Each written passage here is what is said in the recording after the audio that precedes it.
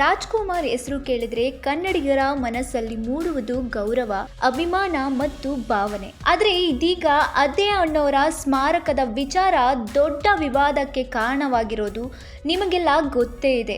ನಟ ಹಾಗೂ ಸಾಮಾಜಿಕ ಕಾರ್ಯಕರ್ತ ಚೇತನ್ ಅಣ್ಣವರ ಸ್ಮಾರಕದ ಜಾಗದ ಬಗ್ಗೆ ಪ್ರಶ್ನೆ ಎತ್ತಿದ್ದ ಕ್ಷಣದಿಂದಲೇ ಸಾಮಾಜಿಕ ಜಾಲತಾಣದಲ್ಲಿ ಭಾರಿ ಚರ್ಚೆ ಶುರುವಾಗಿದೆ. ಕನ್ನಡ ಪರ ಸಂಘಟನೆಗಳು, ಅಭಿಮಾನಿಗಳು ಮಾತ್ರವಲ್ಲ, ರಾಜಕೀಯ ವಲಯವು ಇದರಲ್ಲಿ ತಲೆ ಹಾಕಿದೆ.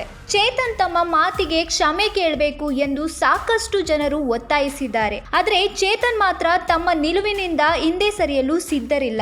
ಈ ನಡುವೆ ಮಾಜಿ ಸಿಎಂ ಕುಮಾರಸ್ವಾಮಿ ಮತ್ತು ಅವರ ಪುತ್ರ ನಿಖಿಲ್ ಕುಮಾರಸ್ವಾಮಿ ಕೂಡ ಈ ವಿಚಾರದಲ್ಲಿ ಕಣಕ್ಕಿಳಿದಿದ್ದಾರೆ. ಕೋಲಾರದಲ್ಲಿ ಮಾತನಾಡಿದ ನಿಖಿಲ್ ಕುಮಾರಸ್ವಾಮಿ, ಅಣ್ಣವರ ಹೆಸರು ಹೇಳಲು ಕೂಡ ಚೇತನ್ ಅವರಿಗೆ ಯೋಗ್ಯತೆ ಇಲ್ಲ ಎಂದು ತೀವ್ರ ವಾಗ್ದಾಳಿ ನಡೆಸಿದ್ದಾರೆ.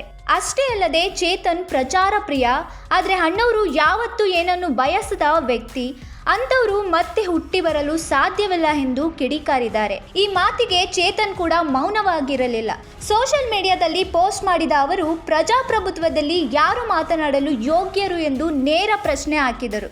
ಇನ್ನು ಮುಂದೆ ಹೋಗಿ 2006ರಲ್ಲಿ ಅವಕಾಶವಾದಿ ಸ್ಮಾರಕ ರಾಜಕೀಯ ಆರಂಭಿಸಿದವರು ಯಾರು ಎಂದು ಮಾಜಿ ಸಿಎಂ ಕುಮಾರಸ್ವಾಮಿ ಅವರನ್ನೇ ಟಾರ್ಗೆಟ್ ಮಾಡಿದರು.